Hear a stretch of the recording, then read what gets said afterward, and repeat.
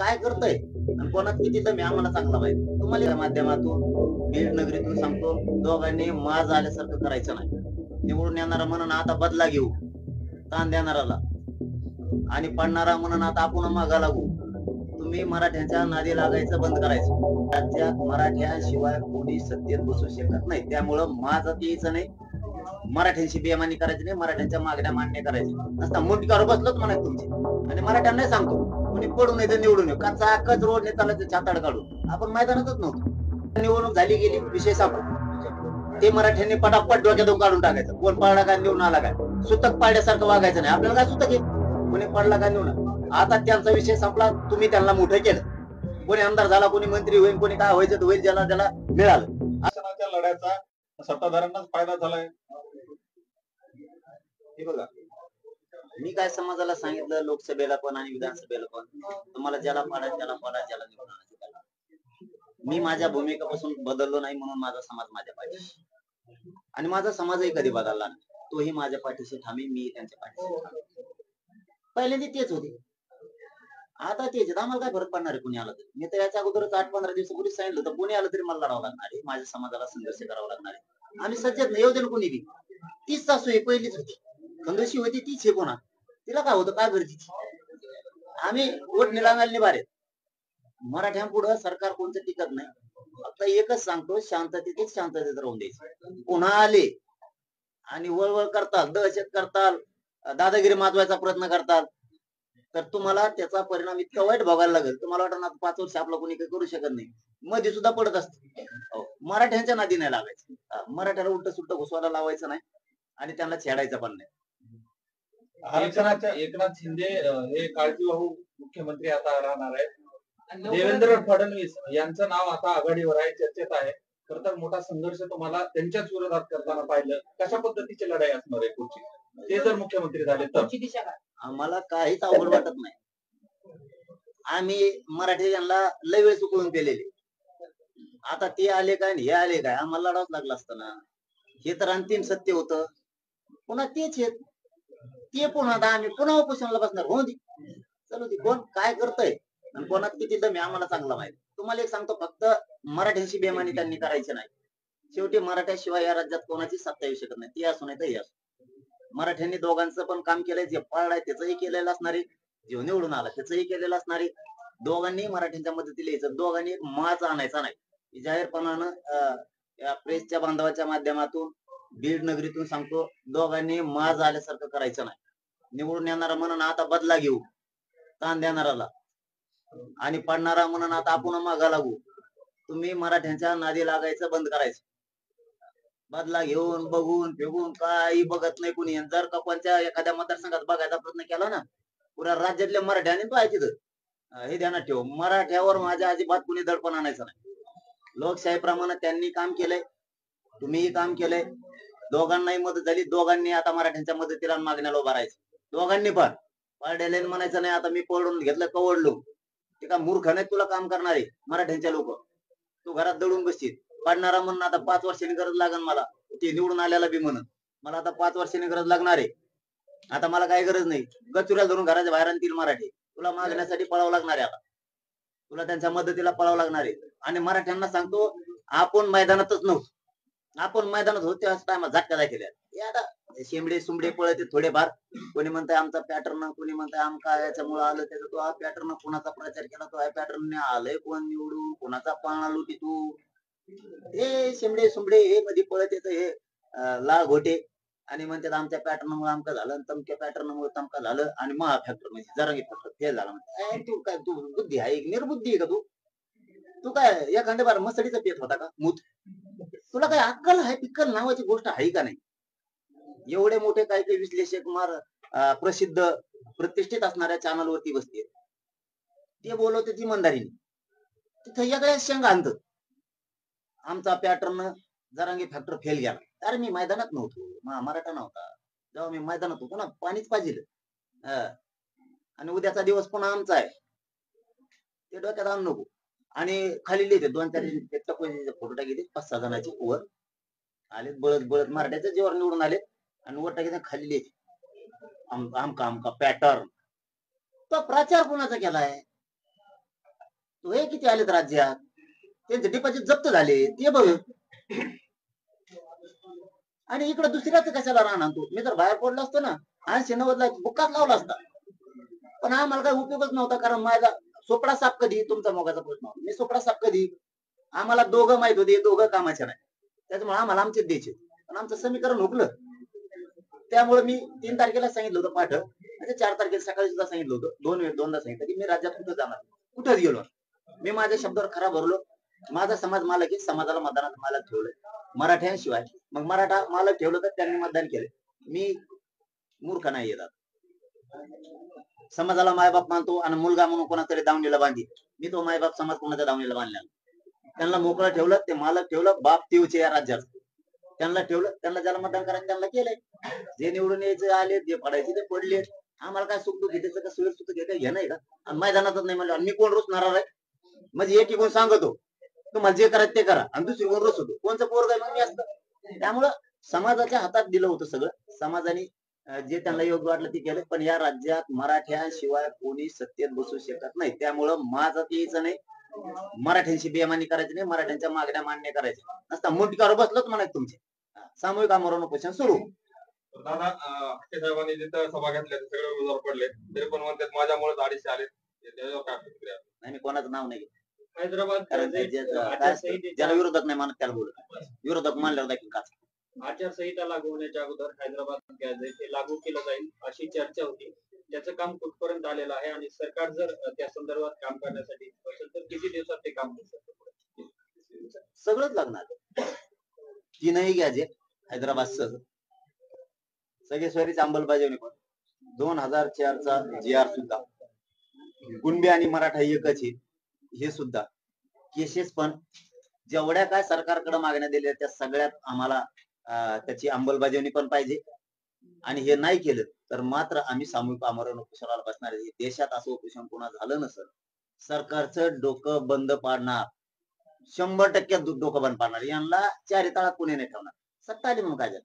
पहिले तेच होते, थोडे होते पहिले त्यांचे, म्हणजे काय अधिकार कमी आहेत का? मग सत्तेवर बसलेत ना, अधिकार तेवढेच होते, थोडे असले तरी. आता लय मोठे आलेत, मग अधिकार लय मोठे दिले काय? सत्ता सत्ताच आहे ना.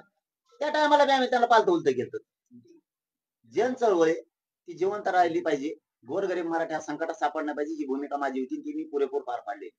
मराठ्यांचा रुबाब हाय तसाच ठेवलाय पाठी.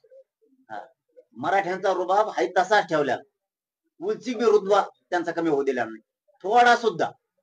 खाली मान घालून चालायचं कामच नाही ठेवलं मराठ्यात. आणि मराठ्यांना नाही सांगतो, कुणी पडून येतं निवडून येऊ, कचाकच रोडने चालायचं छाताड काढून. आपण मैदानातच नव्हतो. ज्याला कुमकुमे दाखवतो मग पुढं आले तर किती ओ टंबळे, कुणी 5,000 आले, कुणी 15,000 आले, कुणी 20,000 आले. आले तरी काय, एक राऊंड आणला असताना सगळे उलटे पालटे करून टाकले असते. पण आमचं समीकरण जुळलं नाही, हे कोणीच कामाचं नव्हतं.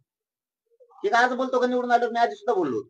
मला आंदोलन करावंच लागलं असतं, माझ्या समाजाला संघर्ष करावा लागला. आता ते आले, त्यांनी आमच्या मागण्या मंजूर करायच्या. आणि मराठी सुद्धा ज्यांनी ज्याला ज्याला मतदान केलंय ना, त्याला सांगायचं रस्त्यावर वय ते पडलेला असं निवडून आलेलं असं, चल आमच्या लेकरा, आता तो लेकरात काल झाला आमच्या लेकराच्या मागण्यासाठी चल. मी तर आहेच खंबीर. आणि कोणी काळजी करायची नाही. महाराष्ट्रात कोणता निवडून आलेला आमदार त्रास देतोय, पडलेला त्रास देतोय ना, एक जीवन राहायचं सगळ्यांना मराठी. तो का बाप नाही आपला. अजिबात कोणाच्या दहशती द्यायचा नाही, भ्यायचा भ्यायचं काय कारण. लय शहाणपणा करत असला ना, पुऱ्या राज्यातलेच मराठी तिथं. इथं मराठ्यांना कुठेही धक्का लागणार नाही, त्याला त्रास होणार नाही, ही जबाबदारी आपण एकमेकाची घेऊ. मराठ्यांनी दहशत मुक्त करायची, कोणाची पण सत्ता येऊ दे. 2019च्या तुलनेमध्ये या निवडणुकीमध्ये मराठा आमदारांची संख्या वाढलेली आहे. याकडे तुम्ही नेमकं कसं पाहतात? आणि अपेक्षा निश्चितच समाजाची वाढलेली आहे. काय अपेक्षा करता त्याच्या? नाही, आता आपण जर त्याच्यात असतो तर अपेक्षा ठेवली असती, म्हणजे दोघांकडे बी. आपण मैदानातच नाहीयेत. आमचा जनचळवळी, मी जनचळवळीतून मिळतो. हे बघा दादा, काही दिवसांनी समाजाला कळलं, यात तुम्ही बोलायलाच लावलं मला. मी किती करून ठेवलंय समाजासाठी हे माझ्या समाजाला थोड्या दिवसात कळलं. हो, इतकी आयुष्याची शिदोरी बांधून ठेवली दिली नाही मी त्यांना, हो, की त्यांच्या लेकराला कधीच कमी पडणार. मग तो काय भाजपचा मराठा असू दे, नाही तर काँग्रेसचा असू दे, शिवसेनेचा असू दे, राष्ट्रवादीचा असू दे, काँग्रेसचा असू दे, नसता तो शेतकरी मराठा असू. मी इतकं काय करून ठेवलं माझ्या मराठा समाजासाठी. त्यांना पिढ्यांना पार ती शिदोरी करू आणि आणखीन बी करून ठेवणार. त्यामुळे तर माझा मराठा समाज माझ्यावर नाराज होतो. मी योग्य वेळी योग्य निर्णय समाजासाठी घेतो. कधी पण माझा समाज मला कधी कमजोर होऊ द्यायचा नव्हता. त्याला खूप काय द्यायचं होतं आणि त्याच्यासाठी मी खूप काही करून ठेवलंय. जे कोणी एका आधीचा फुकणीचा असेल ना, त्याला वाटत असेल, पण त्यालाही काही नाराजी काही असेल ना, तर त्यालाही काही दिवसांनी कळत या माणसानं समाजासाठी किती मोठं काही काम करून ठेवलं. मराठीची एकजूट सुद्धा करून ठेवली, आरक्षण पण करून ठेवलंय. अनेक खूप मोठमोठ्या गोष्टी त्यांच्या हिताचं करून ठेवणार खूप. म्हणून तर माझा समाज एका आकेवरती उभा राहतो. आणि आताच सांगितलंय मला, काल परवापासून पुणे येते सगळ्या पक्षातल्या मराठ्यांची सुद्धा, ते म्हणजे झालं गेलं ते आता लढाई सुरू आपली, आम्ही सज्ज आहेत. म्हणजे याच्यात लक्षात येतं हे सरकारची पुन्हा जिरू शकते. ही शांत आहे, मराठा समाज शांत आहे, त्याला शांत राहू दिलं पाहिजे. लय डावचा डवची केली ना तर कोणाच्या बापाला भेट नसतं. मग सरकरण फारकरण हे असले किती पायाखाली तुडी जाईल. म्हणजे पहिलीच भूमिका जर सरकारची राहिली तर आरक्षणासंदर्भात आधी तो राहू द्या, तर राहिल्यावर कळलं ना, राहू द्या तर कळू द्या ना आम्हाला. तसं कोण येतोय, काय येतोय, कसला येतोय, एक आम्ही सगळे बघितले. कोण कसे आहेत, काय आहेत, आधीच माहित झाली. हा थोडी खंदूशी आहे सासू, थोडी त्याला पहिल्यापासून खड्या करायची सवय आहे, काड्या टोची ती इकडून तिकडे, त्याला ठेप्याला आणतो आम्ही. हे सगळे मराठी त्याला ठेप्याला आणतात बरोबर. संदीप क्षीरसागर निवडून आले आणि त्या शेवटला जिंकल्यावरती म्हणले मला जरांगे पाटलांचा आशीर्वाद होता. मी काय सांगितलं, मी मैदानात ज्याचा त्याचा मोठेपणा असतो, परंतु मी मैदानात नव्हतो, माझा समाज मैदानात नव्हता. त्यामुळे कोणी निवडून आला म्हणून तिथं छाती पडायची आणि कोणी पळला तिथं मागं घ्यायचं असा धंदा मी करत नाही. ओपन असतं आपलं कार्यक्रम, कारण सगळं खुल्लम खुल्ला. उगं ते अंधारात येगळं, पोटात येगळं, वाटात येगळं. मी सभा घेतली की देव पडलाच पाहिजे, आपला असा दणका असतो. मला लहानपणापासून मला पैसा आलेला नाही, आपला दणका वेगळा. आपण मुघ मुड्या टाकीत नाही. मी गटकाला लागलो, मी समाज बिगट करीत नसतो. काहीतरी काय म्हणून त्याला, ती एक भाप असती, एक मस्ती असती. त्यावेळेच काय असतं, त्याला काय म्हणून आपण, गुरमी असती. त्या निवडणुकीच्या काळात काही धुंदीत असतो माणूस, काही सुचतच नाही. ते धुंदच वेगळी असते, ती धुंदीत नाही सगळं. ते तात्पुरती धुंद दिसती आणि ते लोक दिसले की माणूस धुंदी जातो. समाजाला विचारित नाही, मित्राला विचारित नाही, जवळच्याला विचारित नाही, लांबच्याला विचारत नाही. धुंद बेकार असते. मी धुंदीत कधीच जगत नाही. धुंदीत माझ्या समाजाचा वाटला झाला. समाजाचा गोतवाळा जमलाय म्हणून कुठेतरी एका जातीवर लोक उभा करायचे, पाडायचे आणि समाज संकटात उभा करायचं, हे मी कधीच होऊ देत आणि कधी जीवनात होऊ नये देणार. मी खूप काही पिढ्याना पारच्या शिदोऱ्या समाजाच्या लेकराला उडणार नाही एवढ्याला करून ठेवणार. फक्त माझ्या शरीराने साथ द्यावा आणि माझ्या समाजाने मला आशीर्वाद द्यावा. बस मी फक्त मध्ये जाऊ नये, शरीर मला साथ देत नाही. माझी काहीच अपेक्षा नाही देवाकडे सुद्धा. मी समाजाला असं आयुष्याचं पिढ्यांना पारच पुरत एवढी शिदोरी मोठी करून ठेवणार. त्यांना असं वाटेल की ह्या माणसानं आपल्याला खूप काही करून ठेवलं. माझ्या गोर गरीब काम करणाऱ्या शेतकऱ्यांना, कष्टकऱ्यांना, कंपन्यात नोकरी असणाऱ्यांना, पोलीस मध्ये असणाऱ्यांना, महसूल मध्ये असणारे डॉक्टर, वकील, हे माझे गोरगरीब शेतकरी मराठी, यांना असं वाटलं पाहिजे की या लेकरानं खूप काही करून ठेवलं आपल्यासाठी. फक्त माझ्या शरीराने मला साथ दिली पाहिजे. माझ्या देवाकडे एवढीच विनंती, कारण मी फक्त अर्धवट जाऊ. शेवटचा प्रश्न आहे, देवेंद्र फडणवीस मुख्यमंत्री होतात, ह्या हालचाली पूर्ण सध्या सुरू आहेत, परंतु या दरम्यान जरांगे पाटलांची मुख्य भूमिका आणि मराठा समाजाची मुख्य भूमिका नेमकी काय असणार आहे? हे सरकार स्थापन झालं, आता निवडणूक झाली गेली, विषय संपला. ते मराठ्यांनी पटापट डोक्यातून काढून टाकायचं. कोण पडला काय निवडून आला काय, सुतक पाडल्यासारखं वागायचं नाही. आपल्याला काय सुतक आहे, कोणी पडला काय निवडून. आता त्यांचा विषय संपला, तुम्ही त्यांना मोठं केलं. कोणी आमदार झाला, कोणी मंत्री होईल, कोणी काय व्हायचं तर होईल, ज्याला त्याला मिळालं. आता तुमचं काय, तुमच्या लेकराचं काय, तुमच्या जातीच्या अस्तित्वाचं काय, तुमच्या लेकराच्या भविष्याचं काय. आता आरक्षणाचं बघायचं. सगळ्या मराठ्यांना पत्रकारांच्या माध्यमातून जाहीरपणे सांगतो, तुम्हाला हात जोडतो, आता तुमच्या लेकराचं बघा. आता लढाई स्वतःच्या लेकरासाठी, कारण त्याला उद्या ऍडमिशन घ्यायचंय, त्याला नोकर भरत्या निघणार आहेत, तिथं प्रमाणपत्र पाहिजे, त्याला आरक्षणाची गरज आहे. त्याला कोणत्याही क्षेत्रात जायचंय, त्याला इंजिनियर व्हायचंय, त्याला डॉक्टर व्हायचंय, त्याला एमडी व्हायचंय, एमबीबीएस व्हायचंय, बीएचएमएस व्हायचंय, त्याला मोठमोठ्या क्षेत्रात जायचंय, त्याला कलेक्टर व्हायचंय, त्याला तहसीलदार व्हायचंय, त्याला आरोग्य अधिकारी व्हायचंय, त्याला पोलीस भरतीमध्ये जायचंय, त्याला पीएसआय व्हायचंय, त्याला आयपीएस आय दर्जाचा अधिकारी व्हायचंय, त्याला इंजिनियर व्हायचंय, त्याला अनेक क्षेत्रात जायचंय, त्याला परदेशात शिकायला जायचंय. त्यासाठी तुमच्या लेकराला आरक्षण पाहिजे. यांना दिलं आता तुम्ही. आता डोक्यातून खूळ काढा, पागलपणा करू नका. कोणता नेता फेता मंत्री काय झाला, आमदार काय झाला, गुलालात नाचू नका. तो नाचून देईल, येणार नाही मदतीला. तुमचं लेकरू तुमच्या मदतीला येईल. त्याच्यामुळे आता लेकराला आरक्षण लागणार आहे, उद्या भारतीय निघणार आहे. त्या आरक्षणासाठी तुटून पडा. पक्षातल्या ज्याला ज्याला मतदान केलंय त्याला सांगा आमचा मुद्द्याला भांडती दवर मागणीला तुला मतदान केलंय. मग तो भाजपचा असेल नाही तर काँग्रेसचा असेल नाही तर महाविकास आघाडीचा युतीचा असेल. मराठ्यांनी आता एकजूट होऊन सामूहिक आमरण उपोषणासाठी अंतरवालीतल्या तयारीला गावागावातल्या मराठ्यांनी लागा. घराघरातले मराठी तिकडे आहे. काम उरकून घ्या. सरकार स्थापन झालं की मी तारीख डिक्लेअर करणार. त्यामुळे सगळ्यांनी अंतरवालीकडे यायचं, काम उरकून घ्यायचं. अर्ध्या लोकांनी आपण शेतकरी आहेत, शेतात राहायचं, अर्ध्या लोकांनी अंतरवाली. काय होत नाही, 10-15 दिवस काम बुडाले. सगळे आमरण उपोषणाला बसू. उपोषण किती दिवस चालणार आहे? जवळ देत नाहीत तवर, आम्ही जवळ मरत नाहीत तवर ठाम आहे. गमून नाही ठाम. कोणत्या दिवशी ठाम नाही. आंदोलन अंतर्वालीच राहणार. अंतरवालीतच आणि घराघरातल्या मराठ्यांनी मग उत्तर उठायचं नाही. कुणी जातात, तुम्ही उठत नाही, मी उठत नाही, चलन देऊ, बघू कस काय आपल्याला आरक्षण देत नाही. धन्यवाद. पाणी